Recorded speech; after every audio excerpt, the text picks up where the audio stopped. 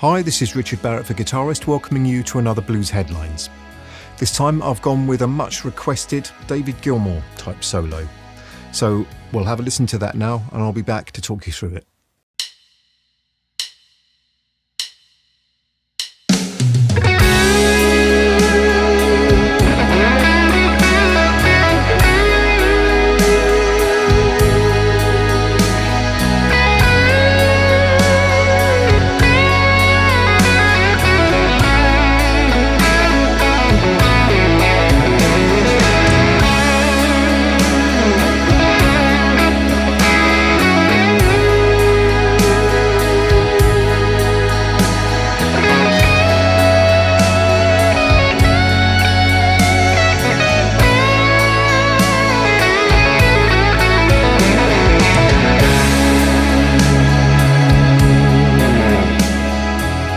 I've taken what I hope is a suitably epic sounding backing track, just 4 chords cycling round. And the thing about David Gilmour's soloing is his phrasing more than it is any particular specific shapes or any tricks or anything like that. Very much derived from this C# minor pentatonic here. Couple of excursions outside, but the whole thing is basically happening between fret 9 and fret 12, I realise now that I've played it.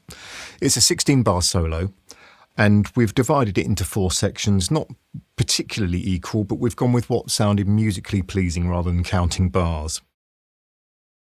So to take a look at example 1, come in with one big note and held it. It's definitely a case of, here's the solo, you must listen to this.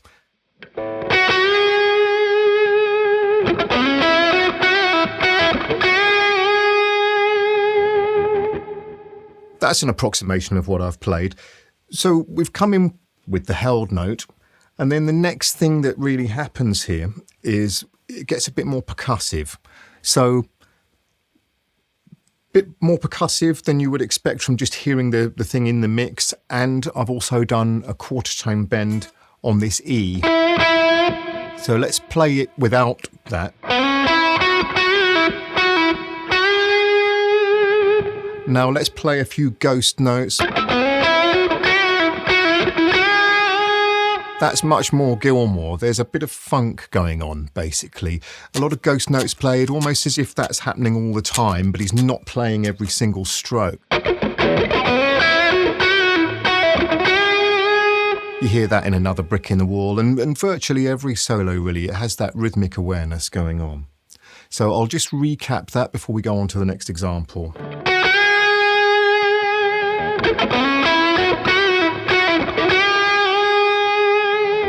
You don't need to overdo that percussive thing, it just wants to be in there. It's just a little extra element. Example 2. For this second phrase, we're doing similar pattern, big note to start with and a bend. It's restated as well, which can kind of give you the I really mean this kind of vibe. And vary the vibrato a little bit. We come out of that into more of this shape 1, C# minor pentatonic, and there's a little run where we'll use a little bit of shape 5 here. So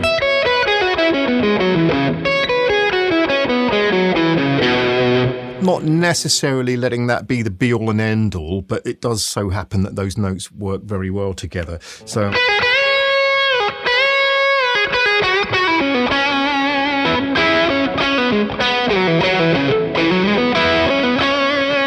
slightly fluffed that, but that's the idea of what's going on there. We have a bit more of the percussive feel. We've got the quarter tone bend stuff happening, and we've got the double stop, which happens in so many Gilmour solos. It's really identifiable. That idea, and I'm pushing both of those slightly sharp. You can push or pull as long as you can just hear that gives it much more attitude. And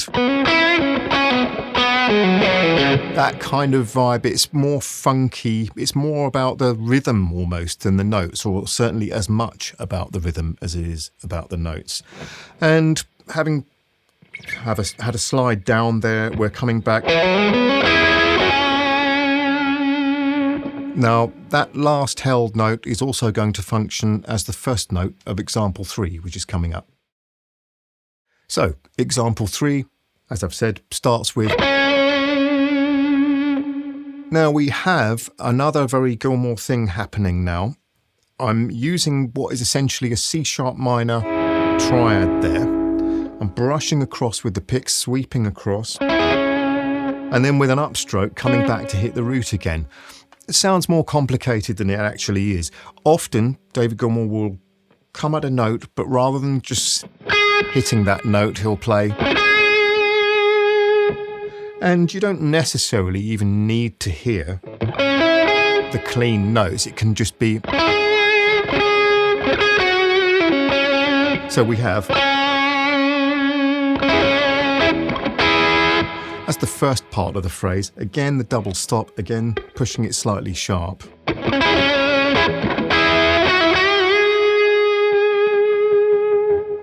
There are so many things that Gilmour does with bends, it's hard to incorporate them all into one solo, but that's a kind of double,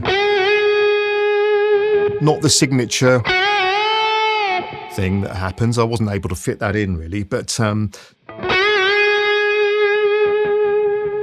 that's just held, and we've got a pause, and we're about to come in for the last phrase. Example 4, we're starting with what I think is quite a flamboyant lick, really. It's quite easy to play. It's another small fragment of C-sharp minor. Again, instead of... It just has a bit more gravitas about it if I brush across like that, with a kind of a triplet feel as well, pulling against the very straight 4-beat in the background. And these things are very much what should be going on. It's about playing a musical phrase rather than showing what patterns you know, after all.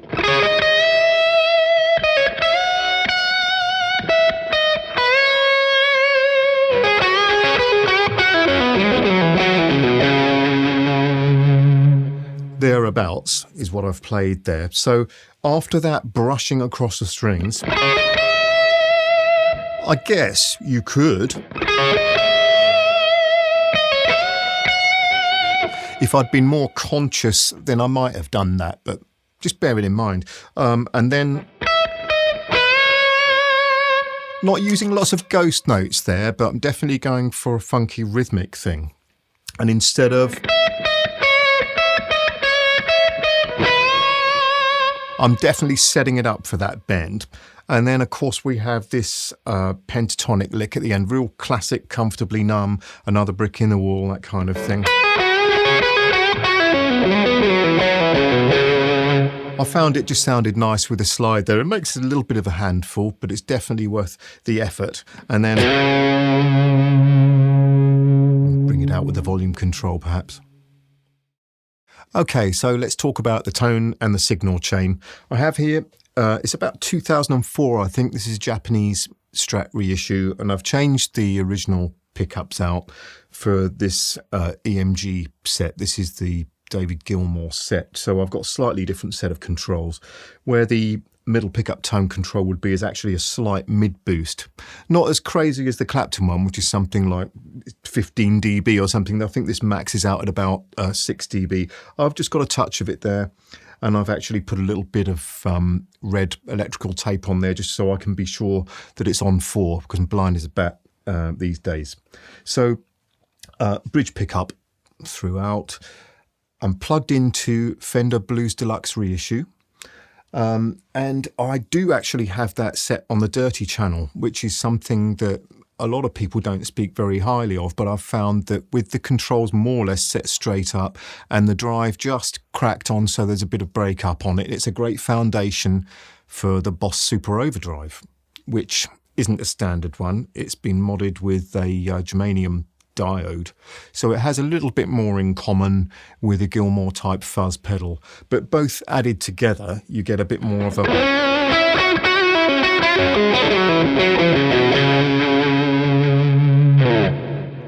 So it's not really saturated, it's just got a nice bit of sustain on it, And a little bit of volume helps with that, of course, but you just have to trim it to your circumstances in terms of neighbours and complaints. So that's the basic sound. The reverb and the delay that you're hearing is added afterwards. So that's happening in what people might call post-production, from the desk, in the DAW. Those are the terms. So these are software plugins that have been added.